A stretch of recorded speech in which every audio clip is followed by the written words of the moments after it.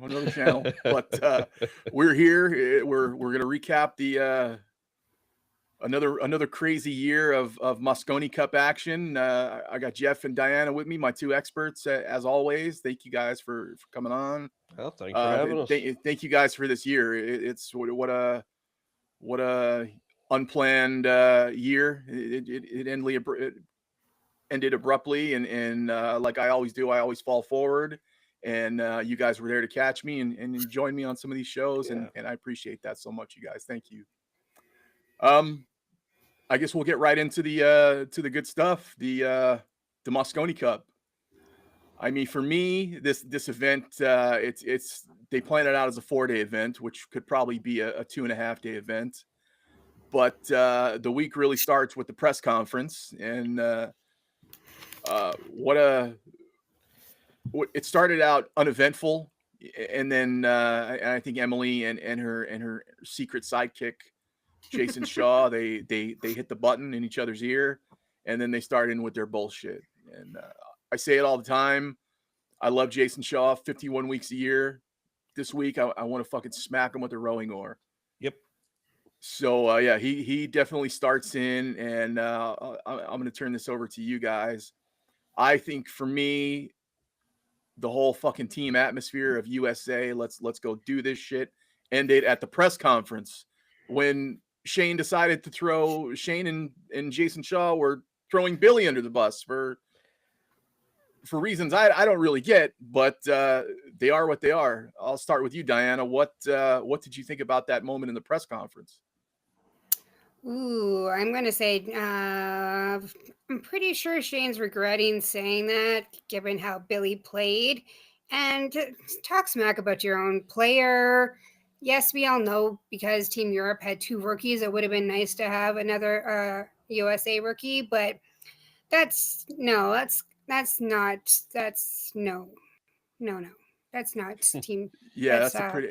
And yep. I wanted Nicholas on the team. He's smiling about it, and I'm like, oh.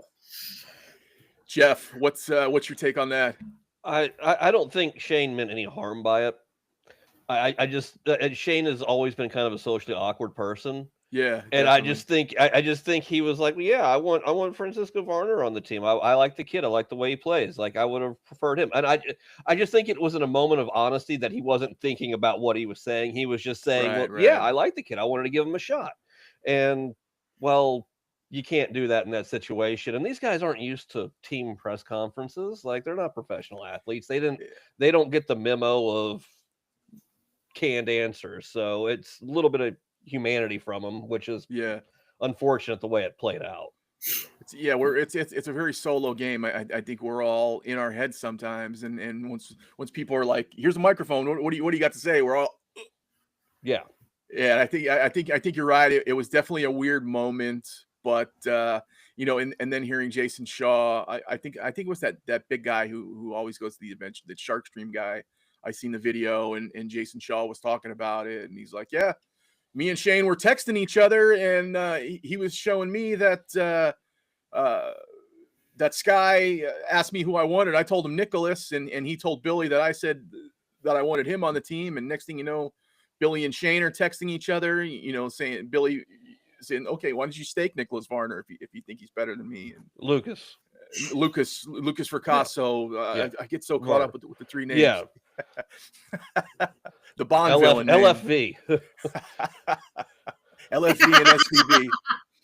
Yeah, so LFV and SVB were talking, and it turned into a whole thing. And I don't know how Jason Shaw got involved. Obviously, it turned out to be Jason Shaw and SVB were messaging each other, and this came up.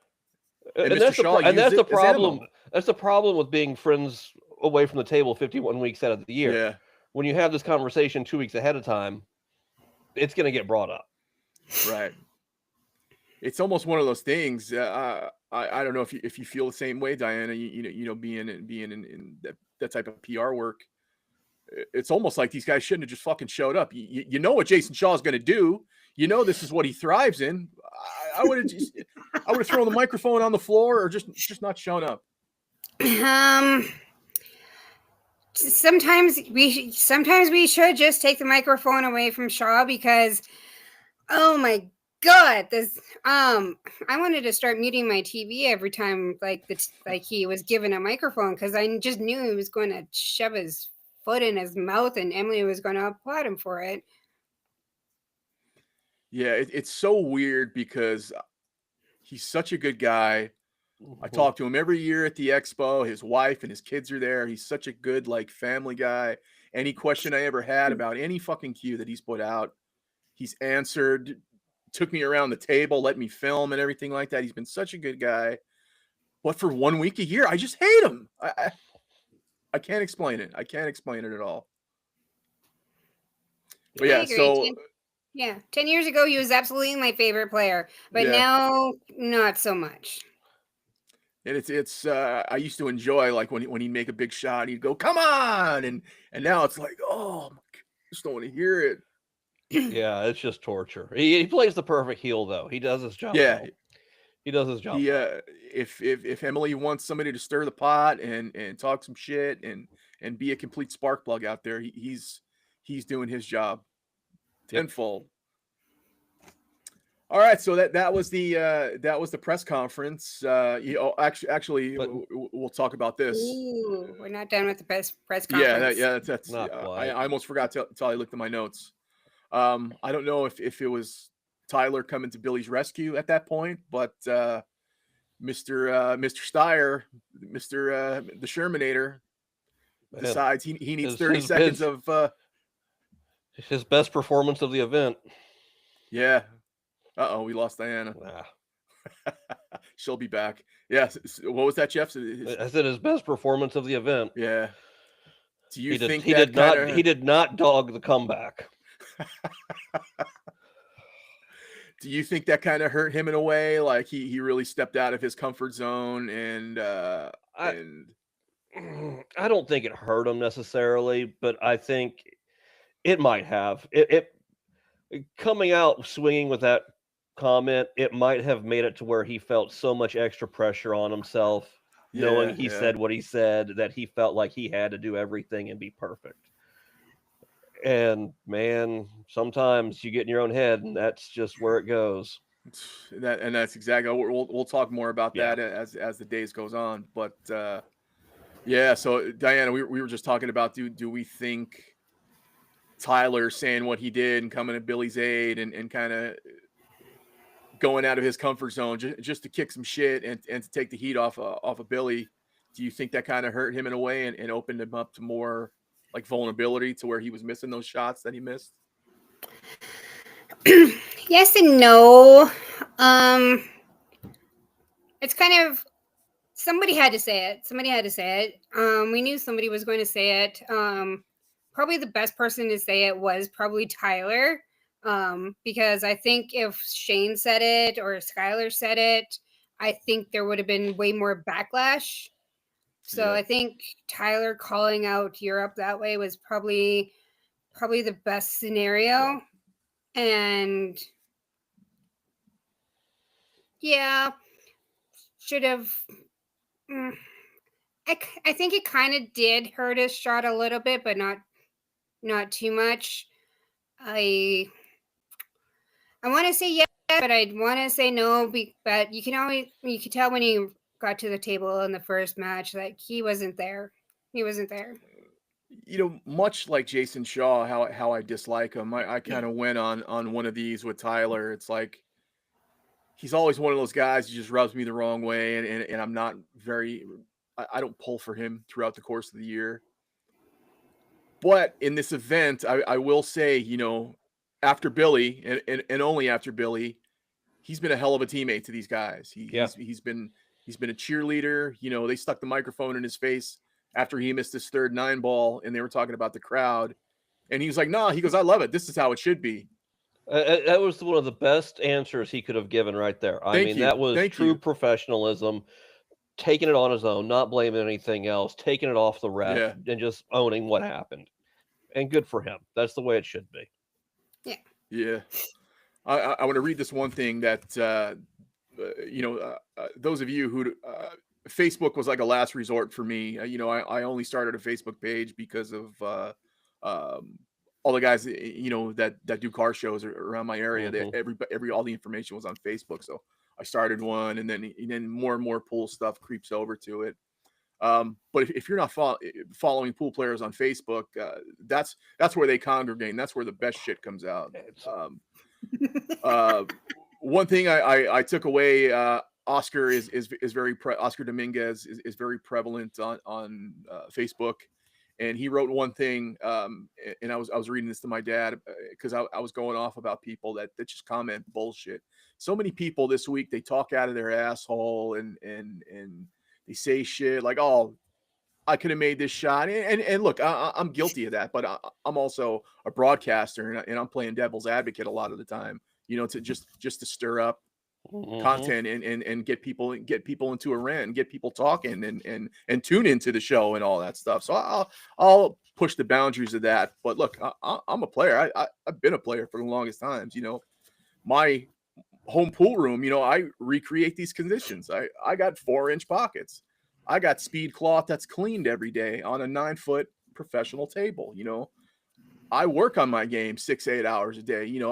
I'm militant about it. So if I say like, "Oh, I could have hit that shot," yeah, I'm probably coming from a place of experience like that. But a lot of these people just talk shit, and they're Tuesday night APAers, and they're running their mouths and saying this guy sucks and this person should have made that shot. No, man, I'll put you on that table. You ain't making one ball. I'll recreating those conditions. You ain't making one ball. And that's what I wanted to read from Oscar Dominguez. And he said, this is the first day of the Mosconi Cup. He said, "The Mosconi Cup firing up today. Always a great show, and it's fun to see other people feel the heat. I'm happy for my buddies Pius and Moritz for making their debut. They're such good kids. Before you tell people they suck, imagine this. You got thousands of highly intoxicated individuals telling you some pretty ruthless things. Ultra slick balls and cloth where follow doesn't work. Draws are 30 to 40% more than you think, and it's all on 4-inch pockets. Oh, and you can't forget about deflection. Have fun figuring that one out. If you dog it on the Tuesday night APA night with 6-inch pockets on valleys, you got no right to talk shit." Mic drop. That's really summed up how I felt about everything. All these guys that are running their mouth. I mean, Diana, did you see anything on Facebook and social media that just disgusts you?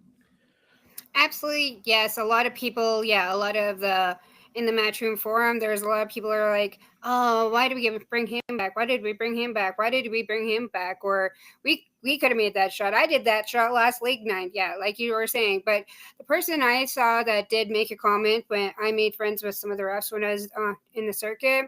And actually, one of the refs, Perry, I think it's Perry Anderson. Yeah, it's Perry Anderson. Even he was sticking up for the people in the Mosconi because he's been a ref for I have no idea how long, and he just called out the league players. They're like, "I've watched you guys in league, and no, you cannot do what they're doing on the Mosconi Cup." So, yeah, and I commented on Perry's comment there. It's like, I 100% agree with you because playing during league and then playing during tournaments and then playing in front of that big, huge table with how many thousands of people are watching us, it's different. Yeah, and Jeff, you're like me. I know you watch other sports and all that. Yeah. One thing I like is soccer, and I'll watch the American women's team. I think they're great. And one of the players on the team, Lindsey Horan, she's the captain of the team. She's been a scorer. She's been a forward. They moved her back to play in the midfield because she plays in Europe and she controls the game. So she doesn't score as much. You open up one of the comments or you see the comments, people fucking hate her. Yeah. And I don't get it. Like she's such a good player and she dominates for her team and she makes other people better just by her doing all the dirty shit. And that's what I see with some of these guys and it bothers the shit out of me, bro. Yeah. Well, I mean, most of these people have never played with brand new balls on brand new cloth. Yeah. I don't care if you play with brand new balls, especially these Aramis balls. They're a different breed. You play with these balls on brand new cloth, you're going to miss shots that you had no idea you could miss because the balls react so differently than your dirty balls at the pool hall. I don't care how often they're cleaned. Like, it does not matter. They do not play the same. It is a different world. That's why we got situations, where guys are putting turtle wax or lemon pledge on balls. It's not so much to cheat, but it's maybe recreating some of the things that you're going through on the course of these events with slick balls and new cloth and all that. It's a necessity almost. Yep, absolutely. Got a couple people in the chat. We got our buddy Tex here, and then Brian Sterling chiming in. Yep. 2,500 critics giving you an instant review of every shot before the ball stops rolling. Yeah, 100%, brother. 100%. So I guess we'll jump out of the press conference.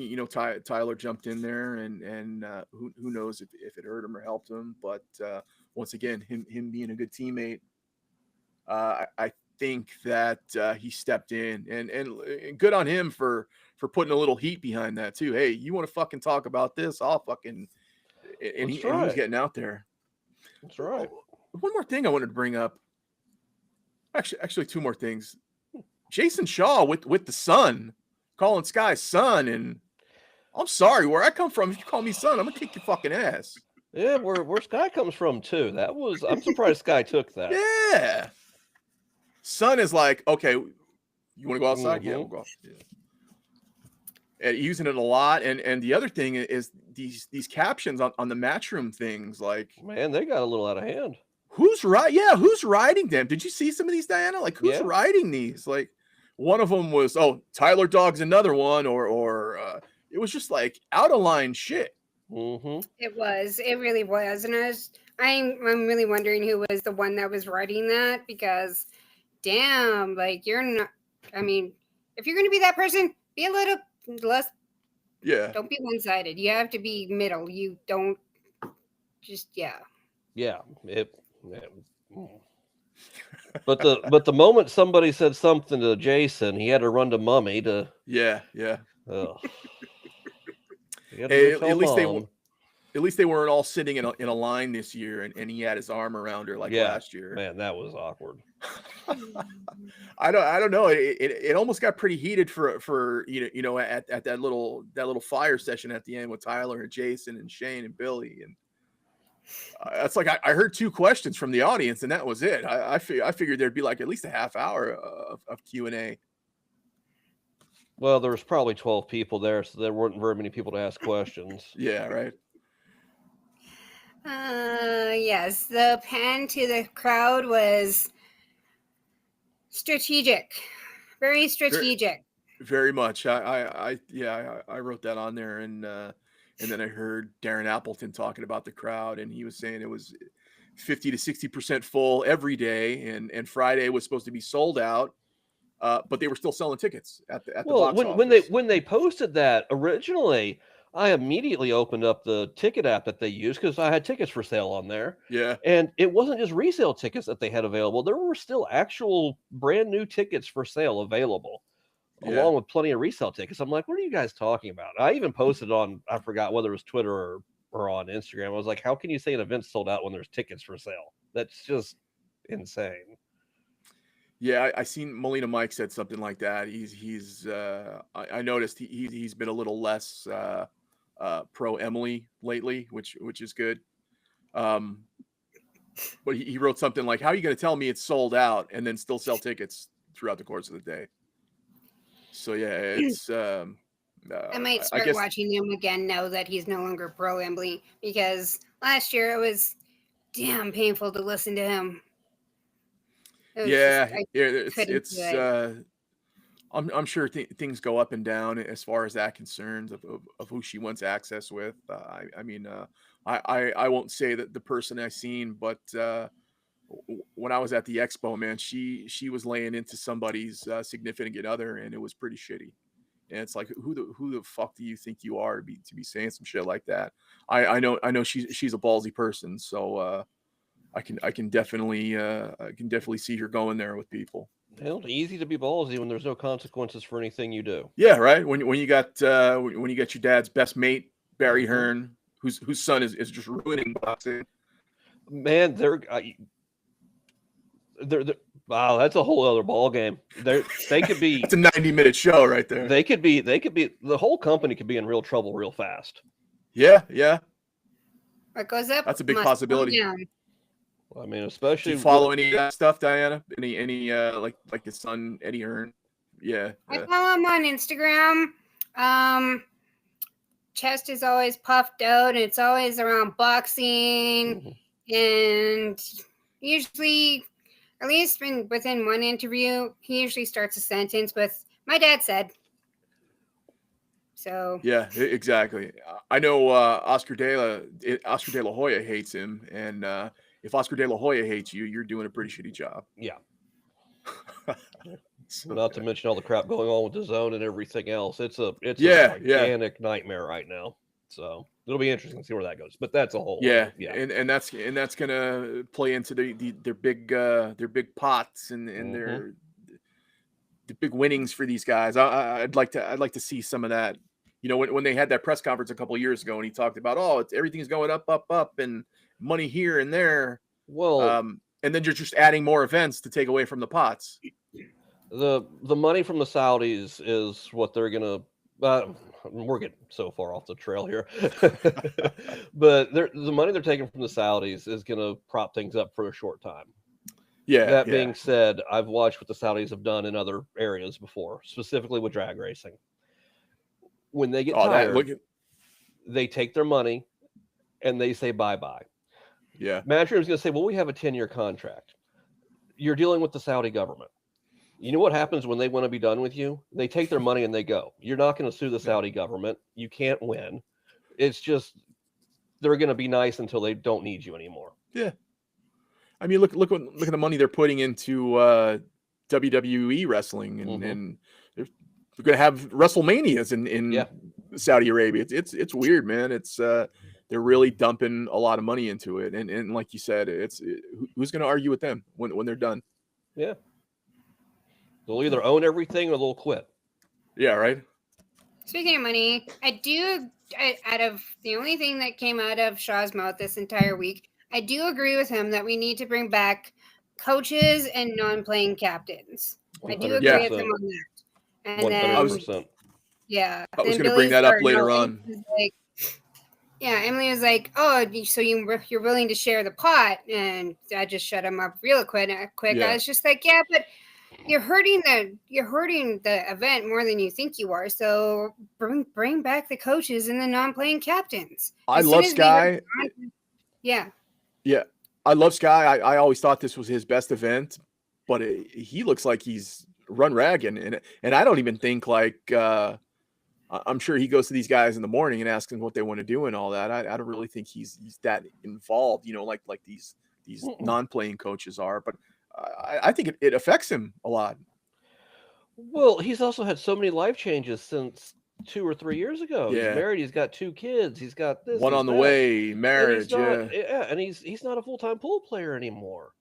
Yeah. That's the thing. Europe has 5 full-time pool players, hands down. Maybe 4.5. I don't know if we're going to count Shaw as a full-time pool player anymore. He's got several other things he's doing, but they've got 4.5 full-time pool players on Europe. USA has 3, maybe 2.5 full-time pool players. Billy isn't. Sky isn't. No. SVB pretty much still is. Federer definitely is. And Tyler, he is still a full-time pool player. So we've got 3. So it makes a big difference. It's a world of a difference. And once again, there's things I was planning on bringing up later, but it makes me curious. No. It wasn't even this. How, and I was talking to this with Billy's dad. How's the team going to look next year? If it's we're already, you know, counting in a South American and a North American and an extra Russian or 2, you know, you've made a different event. It's no longer the Mosconi Cup. Yeah. Somebody made a something on AI. It said Emily Frazier's Mosconi Cup, and I was like, yep. Yeah, that's what it's turned into. Gonna completely ruin it. It's gonna be. There is no rivalry between North America or the Americas, and Europe. There is no rivalry there. Yeah, it's not interesting. Yes, That's 100% correct. And the base pay needs to be like 10 grand, and the winning pay needs to be like 90 grand a player. Like, make it significant. Yeah, because it's I mean, guys are counting on this like they're Clark Griswold. I need to buy a pool year-end bonus. Yeah, Yes. 100%. All right, let's jump into day one. One thing I noticed right off the bat is they 4 matches.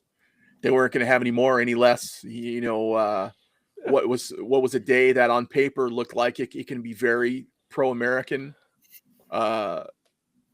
Quickly, you know, went off the tracks. You know, we had the team event, and then the Josh Filler show started. Josh Filler and David Al-Kaidi, who played outstanding, by the way. I know that's something you brought up last show, Diana. Josh Filler and David Al-Kaidi versus what is that? Versus It was Sky. Okay, versus Spader and Sky. Yeah. Yeah. And they dominated that. Then we had Jason Shaw and Sky Woodward. And this is where Jason Shaw goes berserk, his first explosion of the week.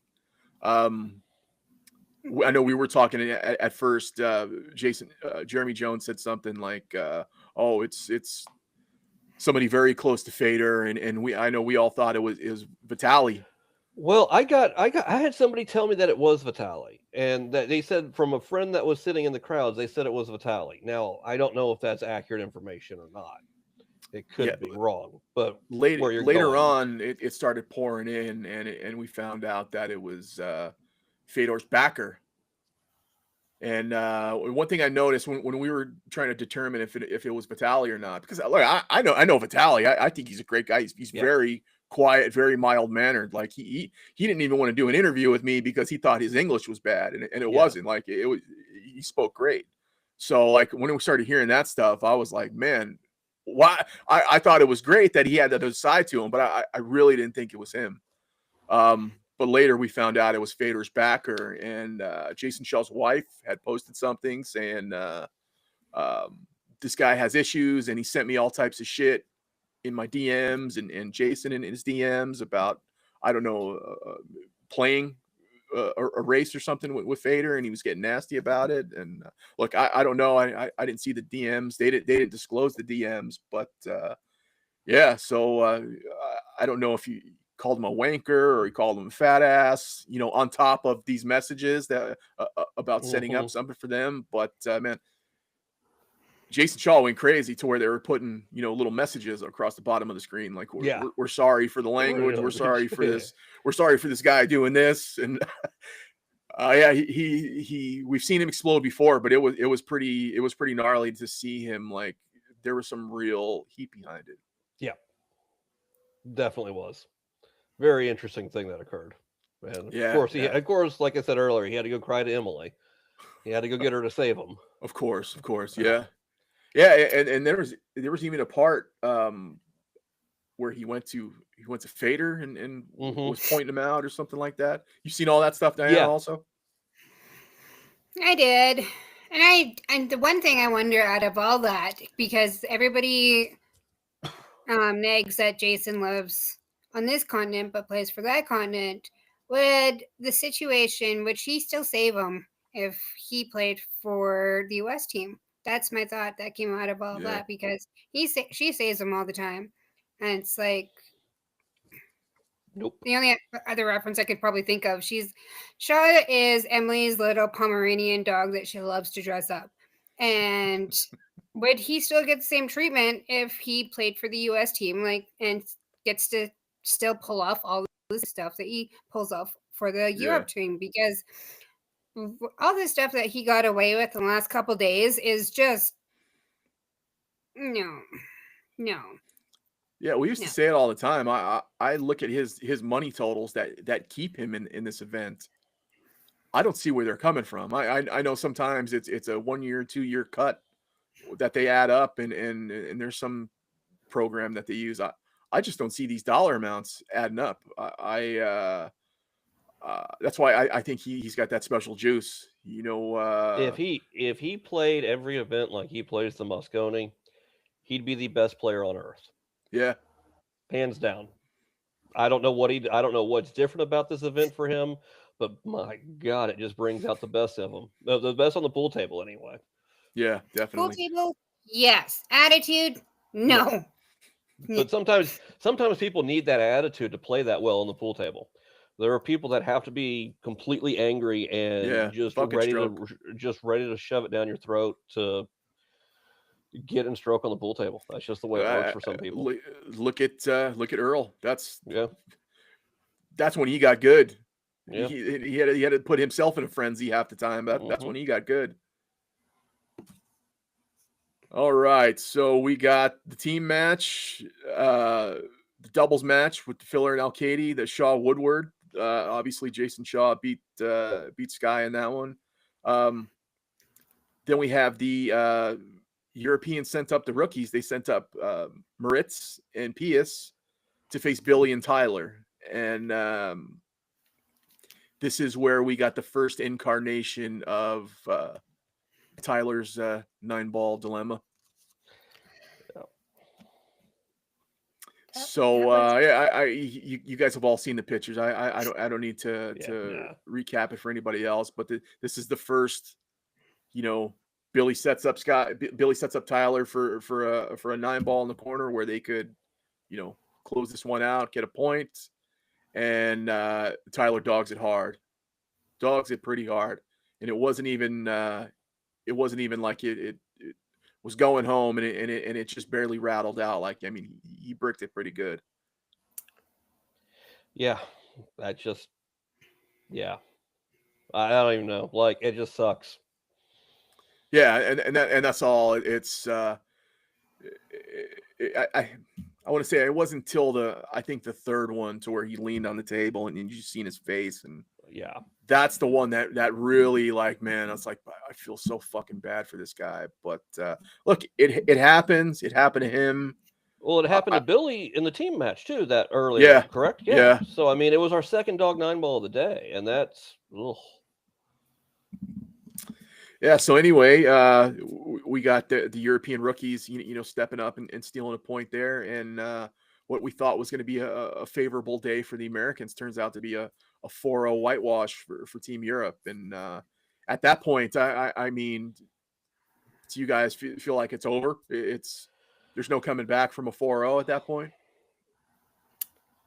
We've seen it done. Not in the Mosconi. It's never been done. No, Yeah, like 4-0s, like it's never been overcome. But still, it's a race to 11. And to your point, if you're playing a race to 11 versus anybody, you're down by 4 racks. You still think you can win. Absolutely. Yeah, you can still do it.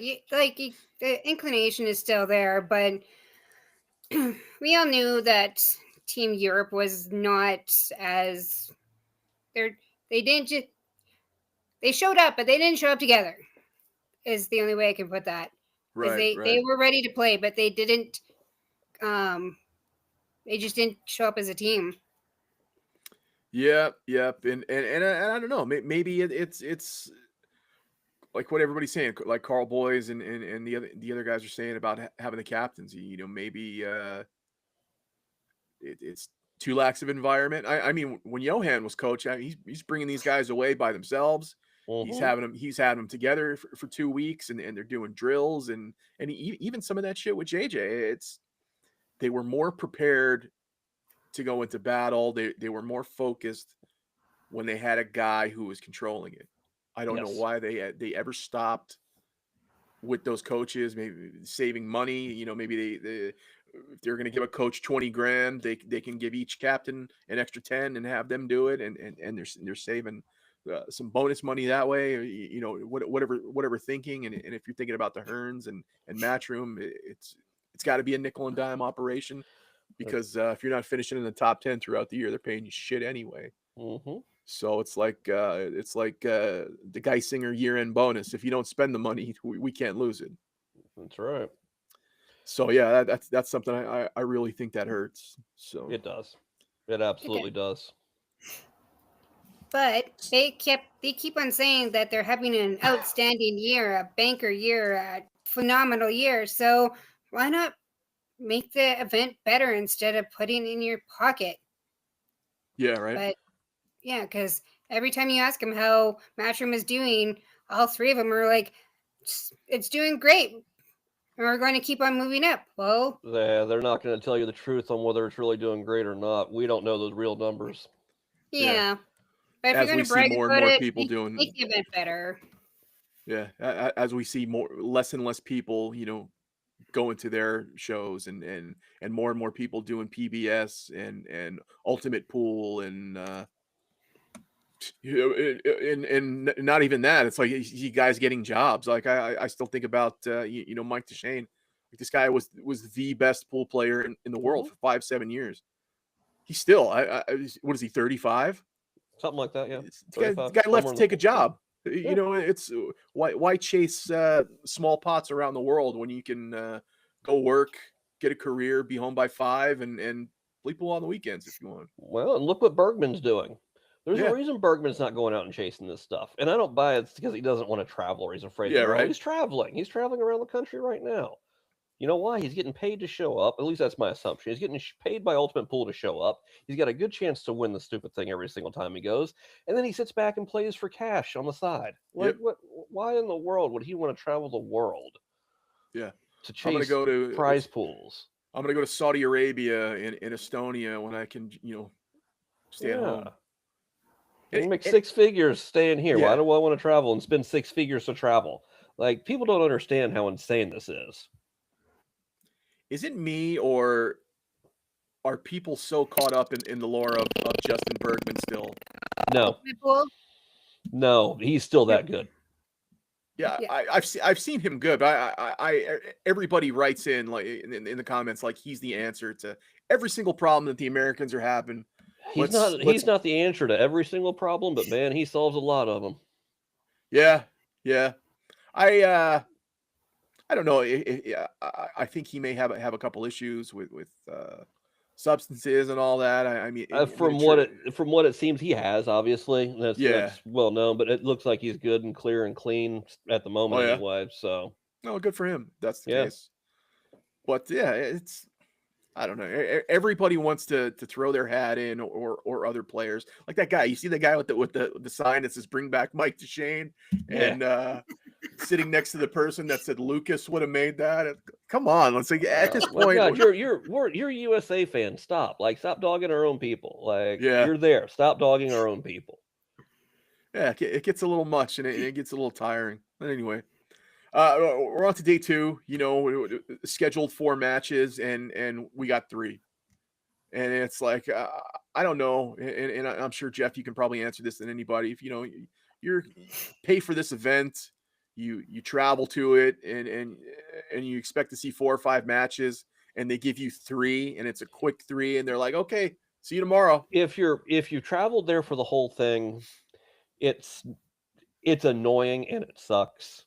But if you were only able to travel there, let's say you're from the UK and you're from some outer part away from London, whatever, and you travel there for one day to watch it, man, I couldn't deal with it. I would lose it.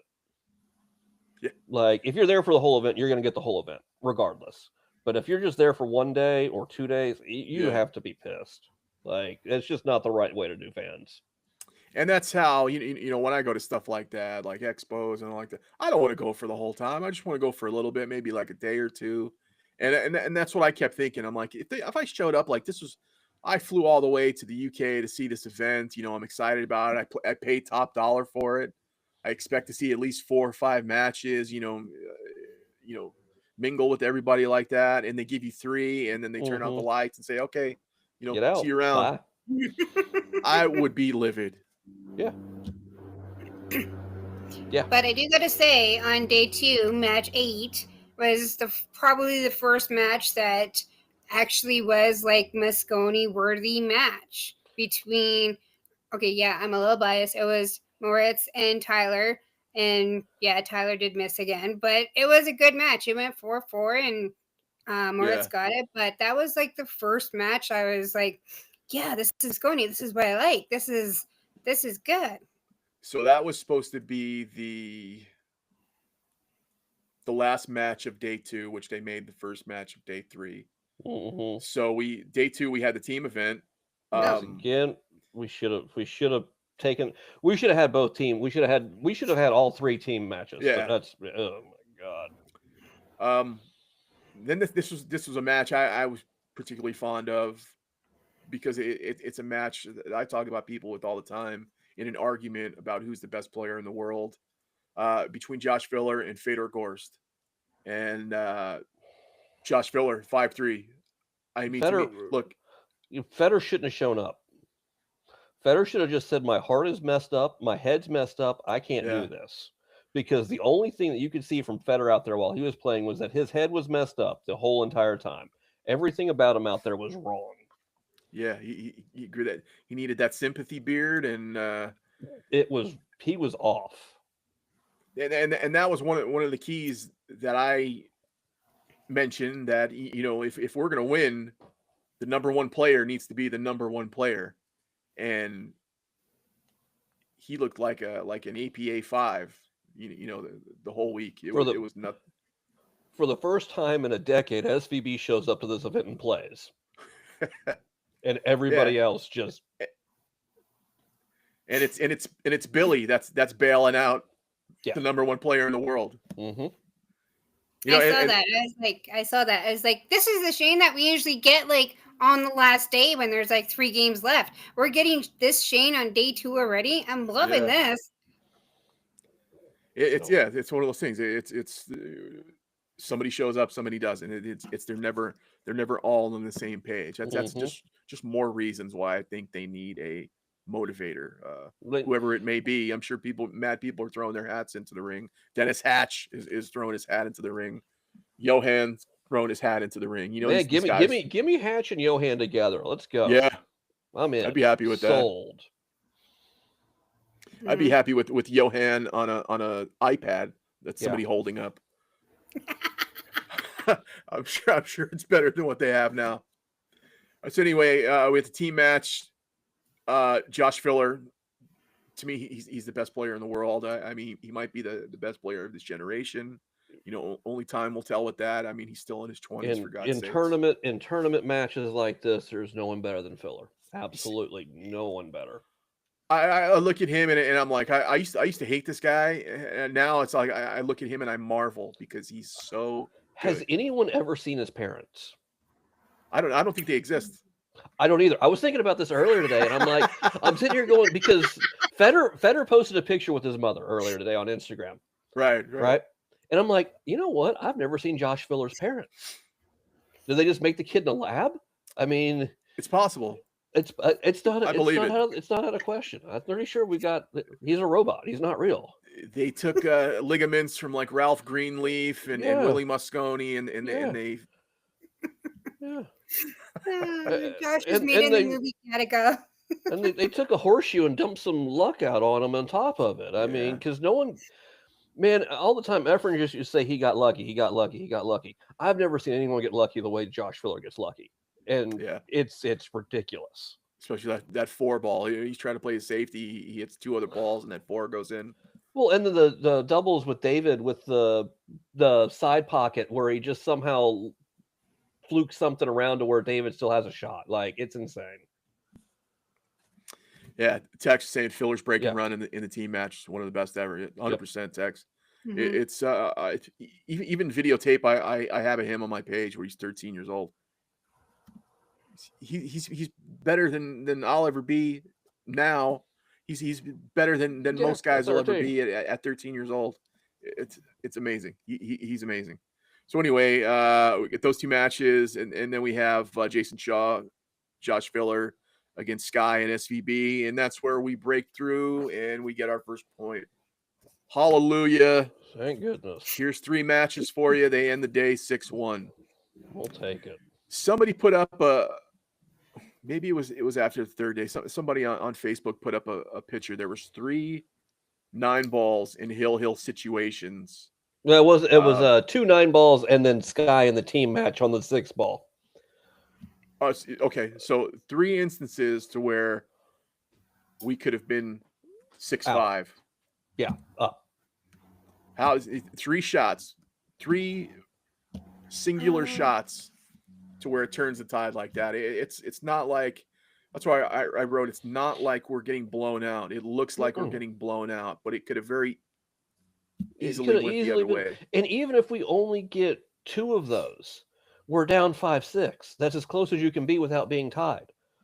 Yeah, absolutely. I mean, and that's discounting the first day's team match where Billy missed the 9 ball after that insane run, which would have brought us to 3-2 in that match, and we would have had a good chance to get out there. And Tyler had a good chance to get out there as well after David missed the ball. I mean, we could have, Shaw broke draw, right? Yeah, yep. Yeah, like we had the opportunities across every single bit of it. Even as we get to day 3 and the schedule comes out, I look at that schedule. I'm like, man, this can become a solid day 4. Like I was really thinking that day 3, like everything looked like Emily went to Jason and said, hey, fucking tone it down a little bit, please. We want to make this an event. Yeah. And he just, okay, let me do the schedule real quick. Here you go. Yeah. It started off with Moritz and Tyler. This year, obviously, Moritz is having the year from hell, and he's one person. I know, Diana, you love Moritz. He's one person from the Reyes Cup to the Mosconi Cup. He must have took some constructive criticism because he became a whole completely different player. Mm-hmm. Whatever it was, he went from absolutely no showing to MVP of the tournament. So good on him for whatever he did. His engagement with the crowd was perfect for his first Mosconi, even though as much as the criticism he was getting for his chalk, he showed up. So we start day 3 with the Moritz Newhouse and Tyler Steyer, and this is where the biggest Tyler Steyer, dog of the week shows up. Where and it was a great match. It was back and forth. Tyler was showing his heart. He really hung in it. This is where I kind of turned from giving him a lot of shit to, man, I really feel bad for this kid, and I hope it doesn't fuck up his future. And I just want him to get this out of it. I mean, this is something that can hang with you for a long time, months, years. I mean, it can mess with you mentally, 100%. And much like we see Fader. Obviously, he went through what he went through. He's not with Christina anymore, or whatever's going on there. Tyler had Margaret with him, and for him to have that attitude, to where he's not worried about the crowd, and he's coming back day after day, and he's being a good teammate, and he's not letting it affect him. Good on his mental status, and whatever she's doing as a mate to support her, man, because she's very supportive. And he was the last person there that day, signing autographs and hanging out with the crowd. Right. Like, yeah, man, you have a day like that, and you still have that takes some kind of character. Right to the back and getting on the bus. Yeah, good on him for that stuff. I also noticed that Tyler's using Peggy Lion Chalk too. Yeah, man, so many people have switched to that. I really think it's just rebranded Tome, but I really do. But still, I'll probably pick some up because it's square. But yeah, that was that Predator Pure looked identical to Tome and Peggy Lion and was that what Shane was using also? Somebody brought up that Shane was using. It was some other brand. I forgot exactly what it was, and I'm not sure if it was actually different chalk or not. I think it might just be a chalk holder. Oh, okay. Because I went to the guy's website. I forgot what it was, so I'm not going to even try. But I looked for the chalk on there, and it just had accessories for stuff. But he might have a line of chalk that's coming out that hasn't hit the market yet. Could be. All right, so we had back and forth hill with Tyler and Moritz, and we all know what happened there.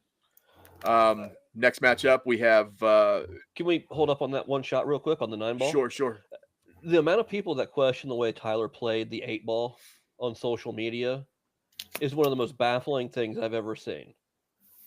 Because so many people are like, well, just follow the ball forward a little bit. What? And try and play it in the top left? Are you want to play short side on this ball? Yeah, What? For those conditions, he played it perfectly. Yeah, or they're like, well, just stun all the way over. Well, if you think that if the guy could have stunned all the way over, he would have stunned all the way over. Of course. Like, people are just insane. It's not like they don't have time on this table and they don't know how it's playing to where they can just, I'll just use my regular game. No, everything you've learned about pool on these conditions, throw it out the window. Yeah. So yeah, no matter what he did, he was going to be at a back cut for that shot. Yeah. Like it was the right shot. Like that's just what you do. And he still shot it well. It's the corners, it's the table. It's on a 4.5-inch standard diamond. He's looking like a fucking stud. Yeah.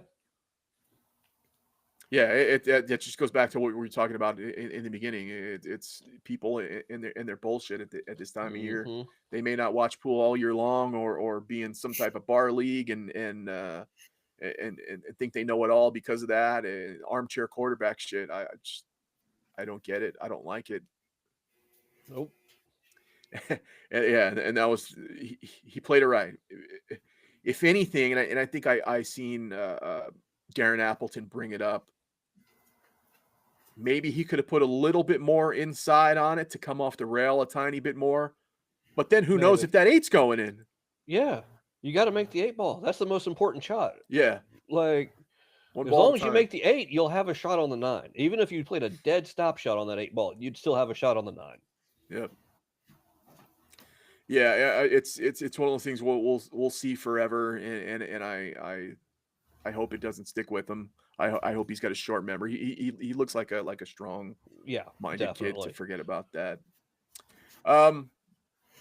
So next up, Pius and David Alcady versus Billy and Fedor, and this is one we were just talking about. Billy bailing out Fedor with some amazing banks. Mm-hmm. I was even telling Billy's dad, Bill Thorpe Sr. Shout out to Big Bill, who I've been chatting with all this week, man. So much attention on his son, and for me, Billy's the only one that shows up with his lunchbox every day. He may not have the same skill as Filler or Fedor, but he's all heart, and the skills that he does have are far and away better than what they can do in that situation. That combo yesterday, that 8-9, nine of the guys ain't making that shot. Nope. That bank he had on the 1, the bank he had on the 3 in this doubles match, as good as it gets for bank shots, and not just bank shots, but necessities at that point. So the bank Billy, on the 3 and then still having a shot afterwards. Yeah. I'd love to see all those keyboard warriors try and attempt that shot. With those side pockets, the side pockets are usually slightly bigger on a standard table, and here they're slightly smaller. To make that bank that clean, hard of the pocket with those jaws, forget about it. You couldn't pay me to shoot in those side pockets. Wouldn't even attempt it. I'm going safety in that situation. Yeah. And Billy's playing it with shape. Yep. Yeah. Yeah. So it's Billy bailing out the number 1 player in the world. I really, I people owe Sky an apology for picking Billy, and people owe Billy an apology for all this shit they've been saying about him, because he's a lunch pail player. He's blue collar. He shows up with his work boots, and he's there for these guys, and you got to appreciate that. I can give 2 shits about a young kid that had a good year. Here's a guy who's a multiple-time champion, Banks champion. He's beat Jason Shaw head up. He's beat most of these guys head up. That's a guy I want on my team. I want Yep. continuity, and I want something I know of, not something I don't know. Mhm. Is gonna bloom. So Especially in that situation in Ali Pali. Like the place, I don't care if it was 60% full or yeah, 70% full. It's a friggin' nightmare. I mean, TV doesn't do it justice. It never will. It is next level absurd. you know, I'd really like, yeah, I'd I'm really sorry, like to Diana. Go see, ahead, Diana. I'd really like to see the stats of Billy making shots like that and still being able to play afterwards, opposed to everybody being able to having playing similar shots and not having a shot Hmm. afterwards. And they just Right. have to play a safety afterwards because they fucked themselves. Unlike Billy, where he actually has shape on, like you said, has shape. We haven't seen shots like that for a while in Mosconi, I gotta say, in a couple of years. I wanted to just quickly read something from Billy. Billy's dad, Bill Thorpe Sr., he was pretty heated.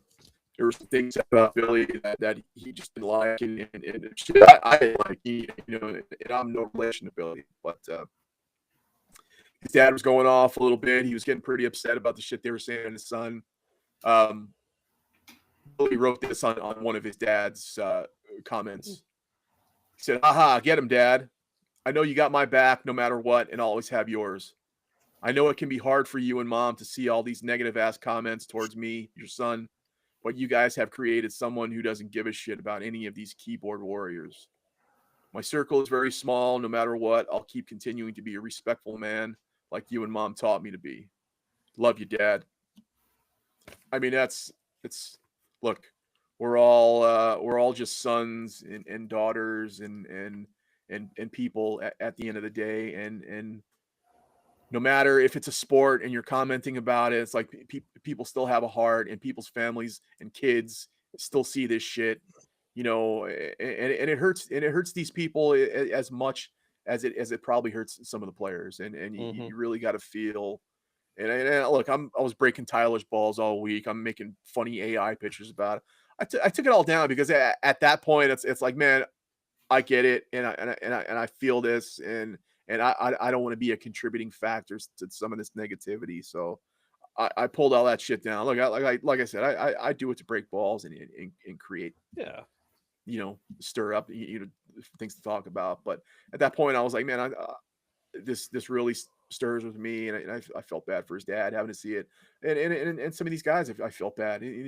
Tyler and Billy having to see some of this shit. I'm sure they at this point they know how to put blinders onto it, but still, it's got to be bothering at some point. Yep.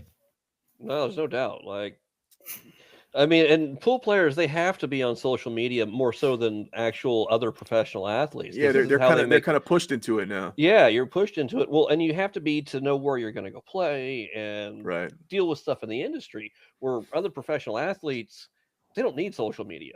Like, Yeah. they don't have to be on their own account. They don't have to read anything ever. But pool players have to read all this crap, basically. So, I mean, it's all getting straight to them. So it's a little bit. You're really talking to a real person Yeah. who, if you go to these events, will see you in person. Like, you That can is talk true. crap. You can talk about crap about all the NHL players you want, all the NFL players you want. Chances are you will never run into them in your life. But if you're a pool fan who plays pool events, Yeah. what you're saying on the internet will come out in real life. Just be prepared. 100%. Mm-hmm. I definitely agree with that because how many times do we tag them? We tag them a lot. Of course, of course. Yeah. And they're the best about being interactive Mm-hmm. with all of us, and oh, thank you, and reposting, and some develop friendships out of it, Yeah. and all that, and that's what I think it's great about this community. It's small, and we all gonna run into each other at some point. Yep. Mm-hmm. So Billy bailing out Fedor in that doubles match, we get another point. Team match, and then we end day 3 down 8-3, and at this point it's we're No not going bueno. to Yeah, we're not going to knock down 5 on the next day. And going to day 4, Filler and Moritz, they finally got the Germans together, and they run over Fedor and Sky. Probably, on paper, which would probably be our strongest doubles team, just by the success they've had in the past. 2 beers. Mm-hmm.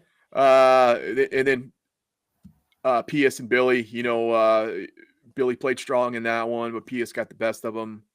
And then it sets it up for Jason Shaw, David Alcady versus SVB and Tyler, and they're on the hill at this point.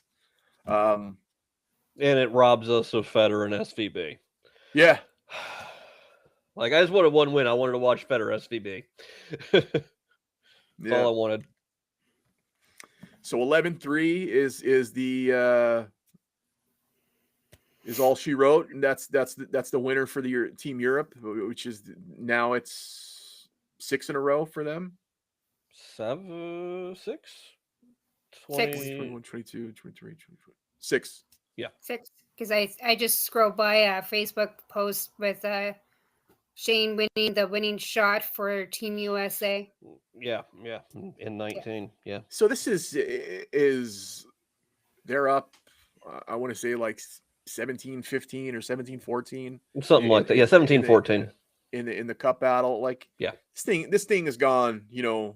USA has won for a decade. Yeah, Europe won for a decade. Like, this thing goes very cyclical with how the players evolve. In their respective geographies. Yeah. Charlie Williams was talking about the other day. I think it was Charlie and I forgot who else, but they were talking back about past Mosconis and about how they almost Team USA was so dominant they were thinking about killing the whole thing. This was back in like 2002 or 2007, something like that.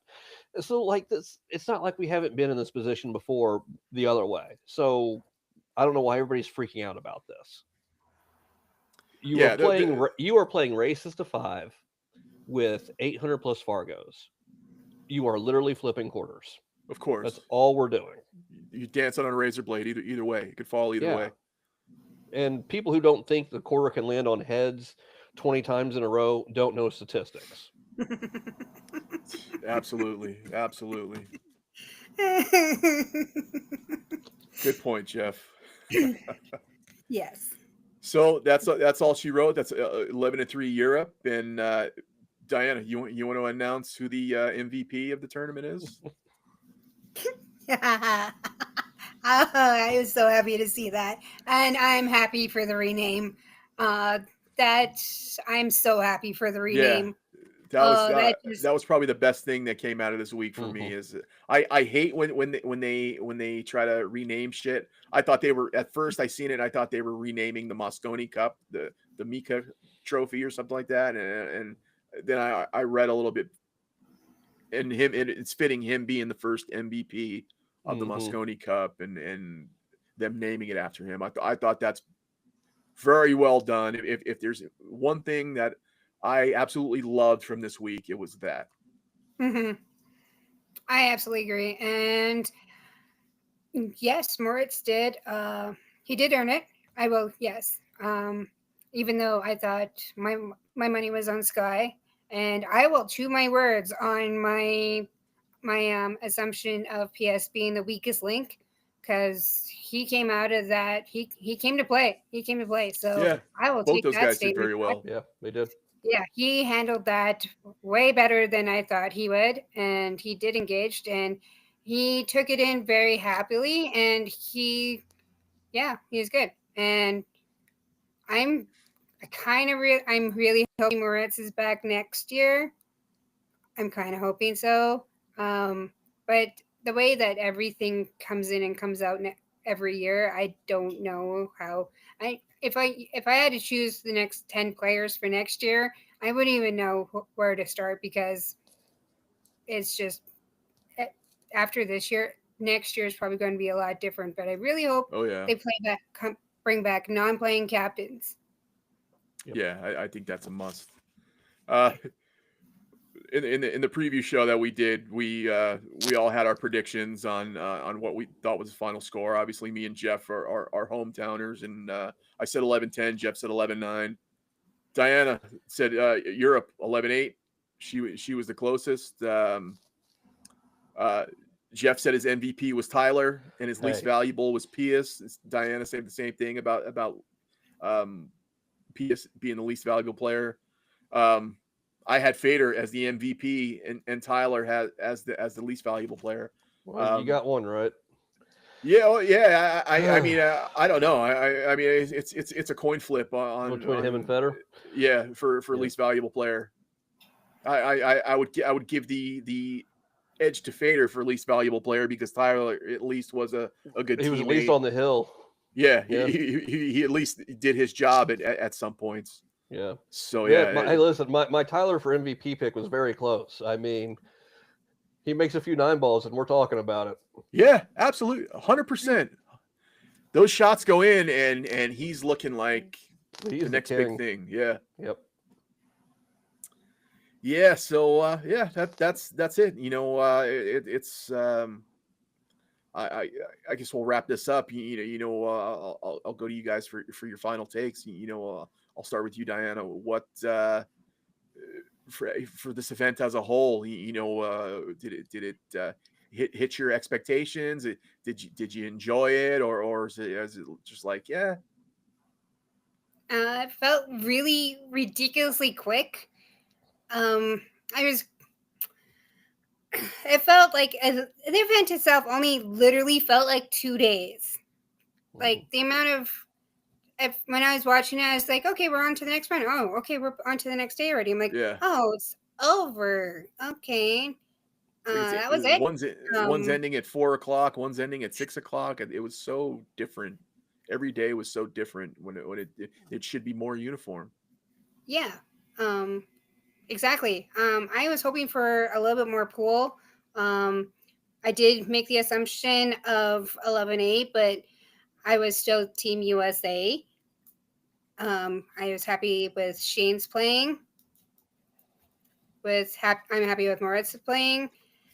Yeah, I'm just not very happy with the length of it. It could be but yeah. Yeah, we'll see what changes are made. It's hopefully it's something constructive, and it's not just we're just going to add more players to the U.S. Pool. I hope they make some really solid changes.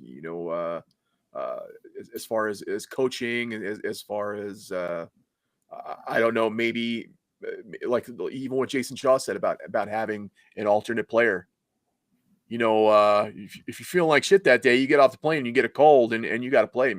Maybe you just don't want to play. Maybe you have an alternate standing by. So yeah, that's a good thing. We could have used that the year they had that false COVID with Earl. With Earl, yeah, and JJ had to play, but plus it would be kind of a kudos to look. I think about Robbie Capito and how bad he wanted on these Reyes Cup teams, and rightfully should have been a member on these teams. How much better it would have been for him if look, you didn't make the cup, but you're an alternate. I would be happy with that as a player. It gives you something to strive for to make it one more step, but it's still it's just one more player that you're rewarding in that situation. So Jeff, closing thoughts. I enjoyed it overall. I mean, it was a pretty good time. Unfortunately, like we said earlier, the score line just doesn't really show what happened, and that's the way it is. And people are going to look back on the score line and go, "Oh, well, American pool is broken. They can't win. They're terrible. Fine, go screw yourself." But it was a good time, and hopefully next year, there's not drastic changes for next year. Small little things is what they need to do. They don't need to try and overhaul this event. It is the best event they have for a reason. Leave it alone. Let it be. I canceled my WNT TV subscription today. Me too. Other comments. Yeah. You're done getting my money if you change this format in any way. Like, and send it off. I'm gonna talk with my wallet the way I can. That's all we can do. Yeah, I wrote, I'll see you in October. Yeah. Yeah, I just want the non-playing captains back and coach. Yeah. Yeah, and that's bring them back. And forget the wild cards and forget everything else. Just take the top 5 earning players Yeah. and be done with it, man. Or do that, or bring it back to have the coaches select 4, and have one guy, make it on points or money or a wild card or something like that. Let them have some type of dignity left in their selections, because I mean, up until this whole thing started, I just kept hearing that the only reason Tyler was on the team is because he made it on his points and dollars. Well, that's how you're supposed to make it. Right. How it's played out now. So he did what he was supposed to do. Like exactly. He did what he was supposed to do, but still, it's one of those things. Whether it's them gelling together as a team, or who just somebody wants around them. It was still Tyler won this twice with them, right? He was on both winning teams, wasn't he, or was he just on one? I believe he was on one. I think one year it was Corey Dool. That was Corey Dool. Yeah. Okay. Yeah. I am looking forward to Shane's 20-year Mosconi, because I don't think anybody's going to stop that. Yeah, I'm already looking forward to that for next year. Shane's 20 years in a consecutive row playing the Mosconi. Definitely looking forward to seeing what happens there. Yeah, I think that might be is even in 27, if he's still a top speed pool player. I don't know if he participates in it past his 20 years. It'll be interesting to see. I mean, at some point, things have to slow down, right? Like, I mean, he even said several years ago he didn't know how much longer he was going to keep doing this. Yeah.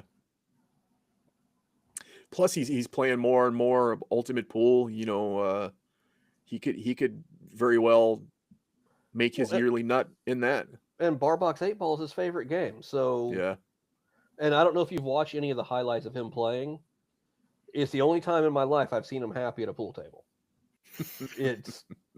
I mean, he is absolutely smiling, laughing, having a great time. Yeah. So maybe he's locked in on it being the end of the rope. Who knows? Who knows?